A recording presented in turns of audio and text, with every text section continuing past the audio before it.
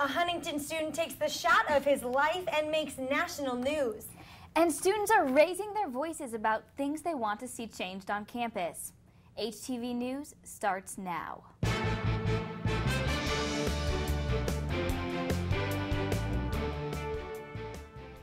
Good afternoon and welcome to HTV News. I'm Blair Caldwell. And I'm Brianna Santiago. Huntington University and ESPN had no correlation last week. But thanks to HU senior forward Shane Merryman, ESPN made the university front and center last Tuesday. It was the shot heard around the world. With 0.7 of a second left and no timeouts, it looked like HU had lost. But TJ Short inbounded to Merriman, who threw it up, and from almost full court, he nailed it. Merriman says that he thought the game was over before he got the ball, but when it left his hands, it felt good. It's one of those things where you're like, there's no way that actually went in.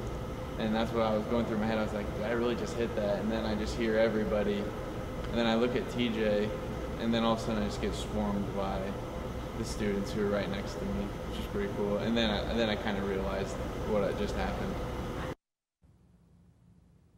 Merriman's shot not only opened ESPN Sports Center, but was also the top play.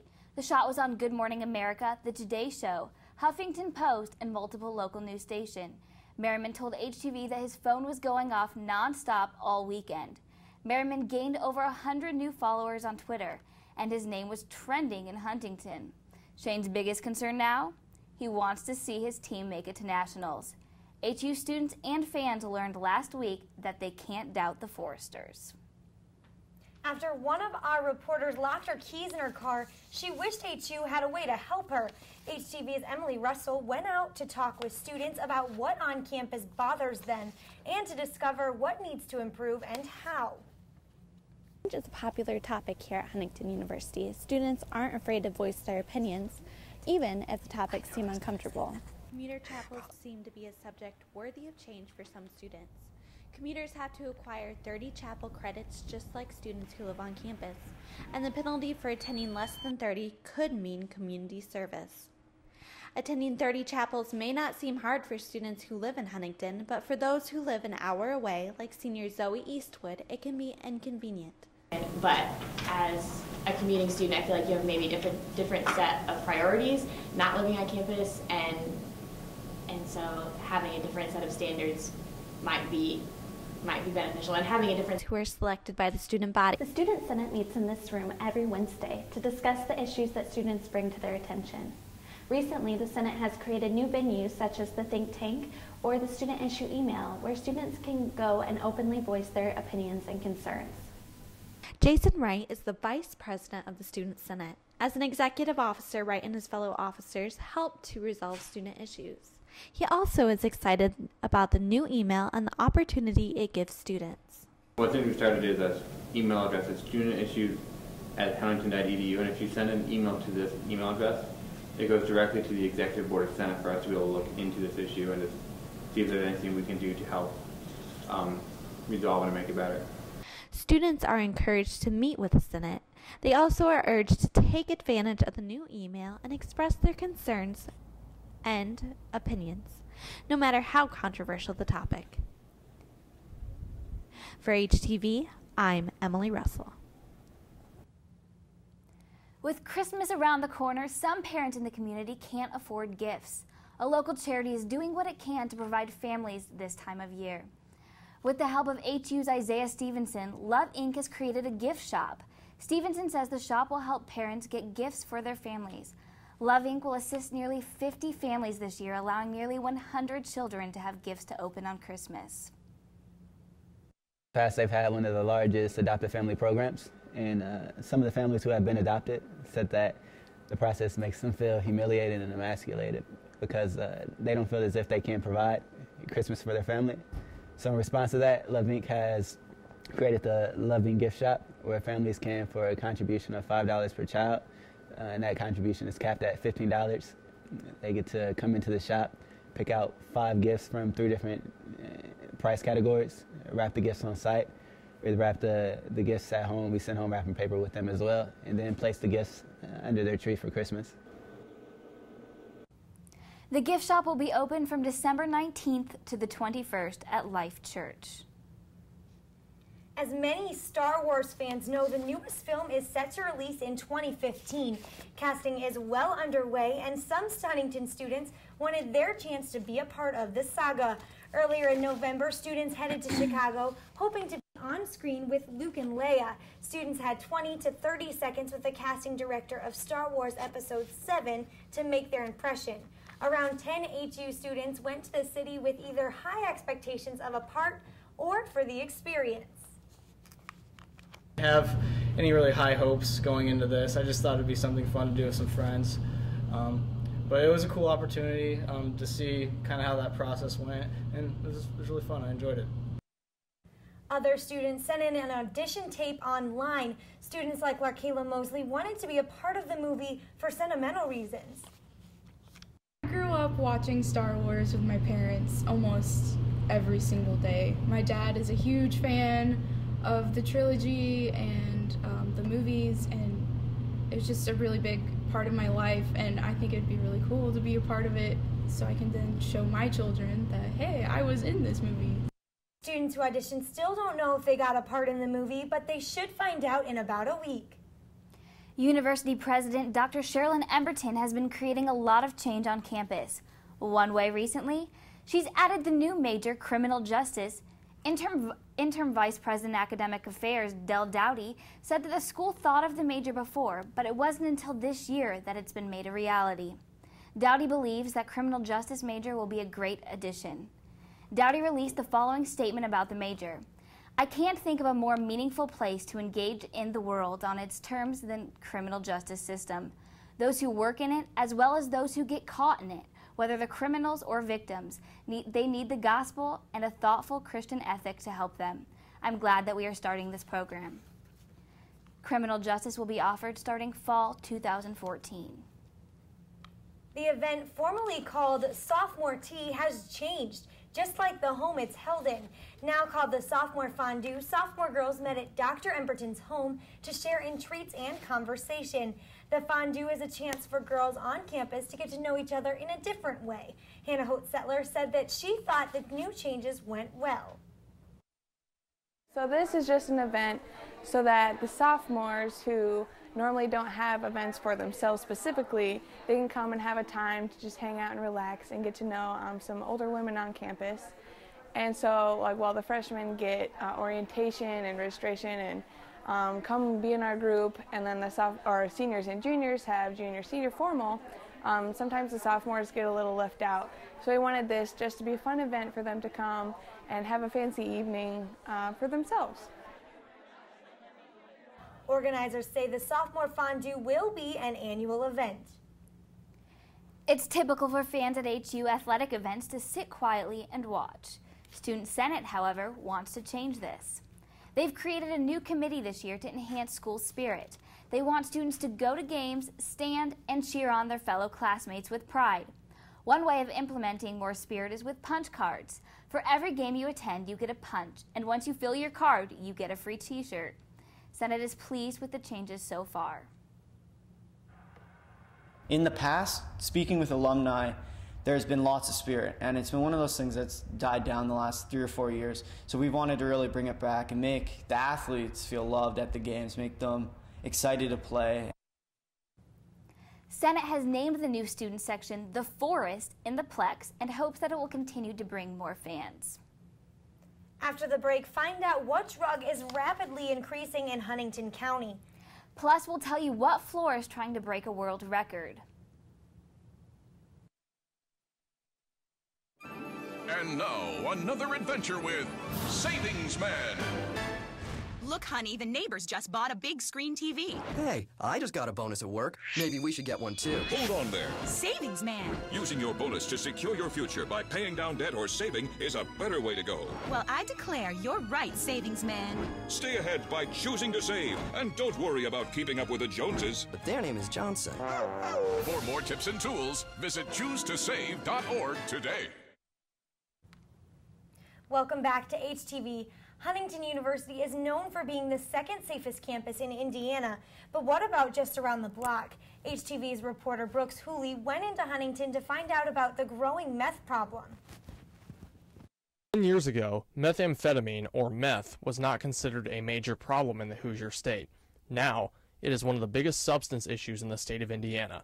I sat down with Huntington County Sheriff Terry Stoffel regarding the increasing popularity of meth. It's definitely on a big upswing.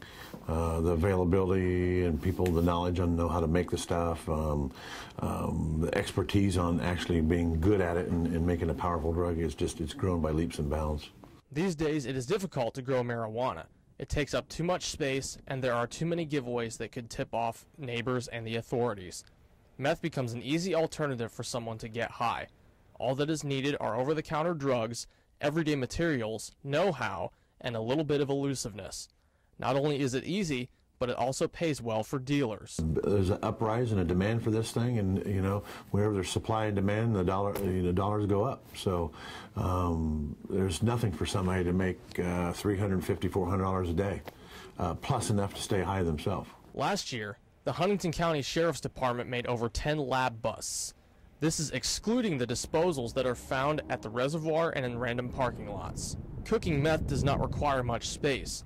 Dealers can cook it in a place as small as a hotel room or even in their own house if they please. Huntington University senior Jace Blackburn lived in an off-campus house over the summer, and I asked him what he thought about the increase of meth in the community. Spring semester last year, where the house burnt down, that was it was Division Street, yeah. And it was from a meth lab, and it's just crazy to think that that was going on in that house and nobody had any idea. Blackburn is aware of the possibility of meth being near, and that there could be houses in the area that used to be homes of dealers. He would be ready to take appropriate action if he found out he is living in a former meth lab. I'd probably move out just because you don't really know who's going to show up at your door. I'm sure you'd have some insane stories of just random people showing up. For Terry Stoffel and the Huntington County Sheriff's Department, cracking down on meth will continue until it becomes an afterthought. I'm Brooks Hooley, HTV News. Huntington University's theater department put on their fall musical 7 Brides for 7 Brothers last month. The classic musical was filled with laughs and entertainment. The show featured Adam, a man looking for a wife to care for his farm and 6 brothers. After he marries Millie, she takes charge of getting the men married so that she can live normally. The show featured thrilling dance routines, plenty of laughs, and even a lot of kissing. HUTC said that they're really trying to capture the classic effect of 7 Brides for 7 Brothers. And dance-wise, we just worked our butts off trying to make this look as fun and as exciting and just as, I guess, 7 Brides as possible, because this is a very classic show with a very classic style, and I feel like we've done a pretty good job of nailing it down. We just have a very strong, determined cast and a very strong, determined director, and it's all come together in a really amazing way. HU Theater Company's next show, Red, will be in the Studio Theater starting February 13th. Students recently traded in their boots and tennis shoes for 4 wheels. Student Activities Board hosted a night of skating all the way back to the 80s. Almost 200 students dressed up, then skated the night away with prospective students. SAV member Jace Blackburn says that the skate nights are normally a success. It's just a cheap, easy way to have a bunch of people come and have fun. And by the turnout, the turnout's great, and we have a bunch of prospective students here as well. Right now, Limbo's going on. I'm not participating in that. Maybe there will be a race later. Hopefully they give out best costume. Seeing if I can win that. That'd be cool. I love skating. I love the atmosphere. I love the kind of sweaty smell mixed with the food stand. It's kind of gross, I know. But I don't know, it's just an all-around good time, and you got the corny music with the lights playing. It's awesome. SAV's next event is the Snowdown coming in February. Snowdown is a new idea with details not yet released. Student Senate wants to hear how they can improve this campus. One way to do this is with what they call Think Tank. In this setting, students can bring ideas to create change that they want to see on campus. The winning idea of Think Tank is given $700 to implement this change. This year's winner was Brian Mendy, who is going to improve the library's 24-hour study room. I think the Student Senate Think Tank is a really cool idea. I think there's a lot of different things that could be going on this campus that people have ideas for that no one ever hears about. But with this think tank, we can come up with some cool ideas and really make something happen. Senate is willing to listen to student suggestions at any time throughout the year. With finals week in full force, some students are hitting the books hard, while others, not so much. We sent a reporter to see how students are getting ready for their big test in this month's Man on the Street segment. Some teachers don't give like study guides, and that gives a little bit of pressure on what you have to do, and then just trying to cram to get everything in. I don't even know if a week is a long time enough to study for finals. Well, I gotta be honest with you, I'm going to cram hard, so I spent a lot of time goofing off, which is awful. Like, I probably shouldn't be doing that. I mean, just sort of take things a little bit at a time. Yeah. Well, I probably should be preparing more, but I haven't really thought about them. I think this next weekend I'll think about them, possibly. I'm not stressed at all, really. The life of C.S. Lewis was honored at HU during the latest Forrester Lecture. 4 professors from 4 different universities discussed his life, impact, and writings. The panel covered Lewis's writings such as the Chronicles of Narnia and even his effect on the Catholic religion. HU's own Dr. Paul Michelson was a member of the panel and hopes it sparked the interest to those listening. I hope that students maybe get a spark of interest in Lewis, go read some of his books, learn more about a body of work that I think is important. The 50th anniversary of Lewis's death was this past month. A floor of guys on campus is trying to bounce their way to the top. Baker's second is going for a world record of longest foursquare game played. The record is currently at 29 hours long. The group of 10 not only want to beat the record, but crush it. They hope to play consecutively for 48 hours. Baker boys still have to hear from Guinness about the regulations and restrictions. Currently, the boys practice daily and for long spans of time on the weekends. A Guinness World Record that we're going to be breaking. We decided for over J-term that we're going to break the world record of longest game of foursquare played. And the current game is 29 hours. We're going for 48.